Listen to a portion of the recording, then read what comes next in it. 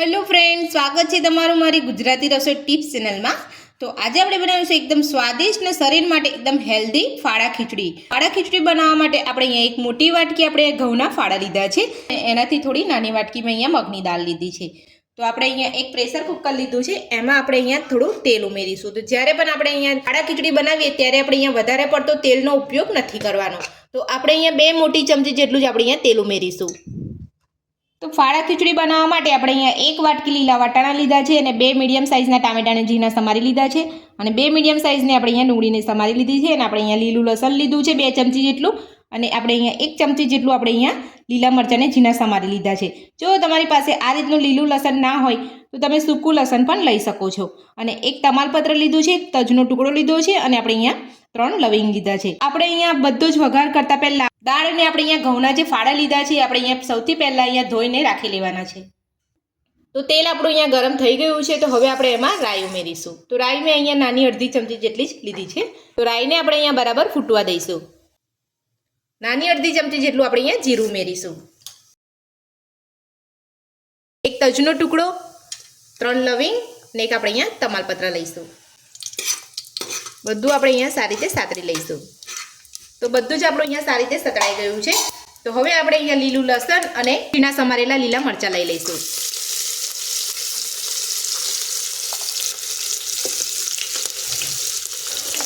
અત્યારે સીઝન છે એટલે આપણે અહીંયા લીલું લસણ લીધું છે અને લીલું લસણનો સ્વાદ પણ એકદમ સરસ લાગશે।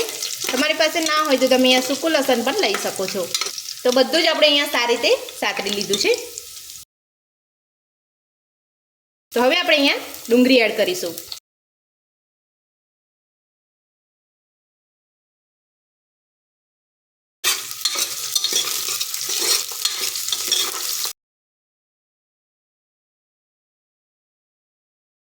તો ડુંગળીને આપણે અહીંયા થોડી સતડાવા દઈશું।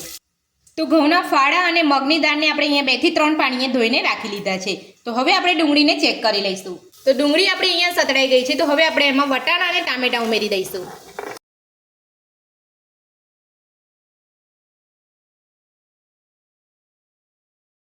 સાથે આપણે અહીંયા એક મીડિયમ સાઇઝના બટાકાને આપણે અહીંયા ઝીણો સમારીને રાખેલો છે એ ઉમેરી દઈશું।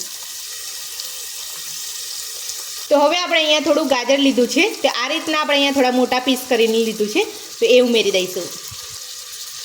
બધું જ આપણે મિક્સ કરી લઈશું।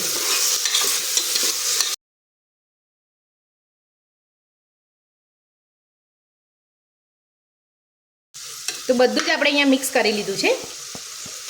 તો હવે આપણે ધોયેલા ઘઉંના ફાડા અને મગની દાળ ઉમેરી દઈશું। સ્વાદ પ્રમાણે મીઠું ઉમેરી દઈશું। બધું જ આપણે સારી રીતે મિક્સ કરી લઈશું।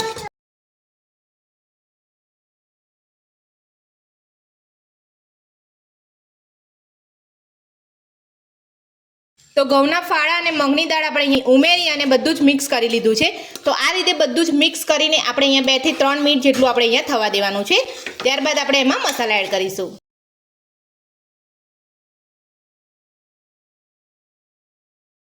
તો 2 થી 3 મિનિટ થઈ ગઈ છે, તો હવે આપણે એમાં હળદર પાવડર ઉમેરીશું। તો આપણે અહીંયા અડધી ચમચી હળદર પાવડર લીધો છે અને 1 ચમચી આપણે અહીંયા મરચું લઈશું।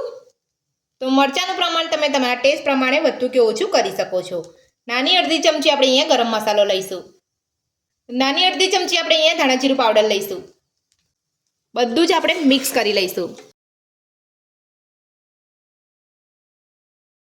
તો આ રીતે આપણે અહીંયા ઘઉંના ફાડા એડ કરીને બરાબર એને થોડા સાતડી લઈશું ને તો ખીચડી એકદમ સરસ પોચી અને બધા જ દાણા એકદમ સરસ રીતે કૂક થઈ જશે અને ખીચડી પણ આપણી એકદમ સરસ બનશે। તો આપણે અહીંયા ફાડા ખીચડી છે એને આપણે અહીંયા ઢીલી જ રાખવાની છે।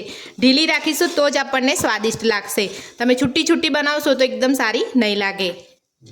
તો આપણે અહીંયા બધું જ મિક્સ કરી લીધું છે। તો આપણે અહીંયા જે વાટકીથી આપણે અહીંયા ફાડા લીધા હતા એ વાટકીથી આપણે અહીંયા 3.5 વાટકી જેટલું પાણી લઈશું।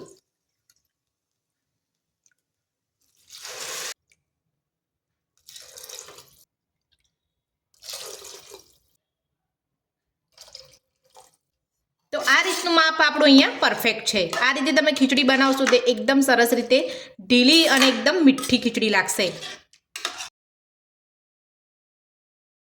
તો બધું જ આપણે અહીંયા મિક્સ કરી લીધું છે. તો હવે આપણે કુકરનું ઢાંકણ બંધ કરી અને આપણે અહીંયા 3 વિસલ થવા દઈશું. તો આપણે જ્યારે પણ ખીચડી બનાવીએ ત્યારે ખાસ ધ્યાન રાખવાનું છે કે આપણે હાઈ ગેસ ઉપર આપણે અહીંયા વિસલ નથી કરવાની. એટલે આપણે અહીંયા મીડિયમ ટુ સ્લો ગેસ ઉપર જ આપણે અહીંયા 3 વિસલ કરી લઈશું. 3 વિસલ થઈ અને કુકર આપણું અહીંયા ઠંડુ પડી ગયું છે. તો હવે આપણે ચેક કરી લઈશું. તો તમે જોઈ શકો છો એકદમ સરસ આપણે અહીંયા એકદમ ઢીલી ઢીલી ખીચડી બનીને તૈયાર છે. તો હવે આપણે એમાં થોડા લીલા ધાણા ઉમેરી દઈશું અને ફાડા ખીચડીને આપણે સરસ મિક્સ કરી લઈશું. તો આપણા ઘઉંના ફાડાની ખીચડી બનીને તૈયાર છે. તો હવે આપણે ગરમા ગરમ ખીચડીને સર્વ કરી લઈશું.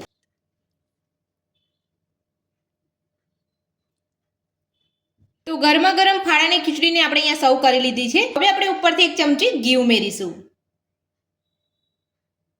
તો એકદમ હેલ્ધી અને સ્વાદિષ્ટ ઘઉંના ફાડાની ખીચડી બનીને તૈયાર છે. તો આજની રેસીપી તમને મારી કેવી લાગી મને કોમેન્ટ બોક્સમાં જરૂરથી જણાવજો. ઘઉંના ફાડાની ખીચડી બનાવવાની રીત પસંદ આવી હોય તો વિડીયોને લાઇક કરજો, ચેનલને સબસ્ક્રાઇબ કરજો, તમારા મિત્રોને જરૂરથી શેર કરજો. Thank you.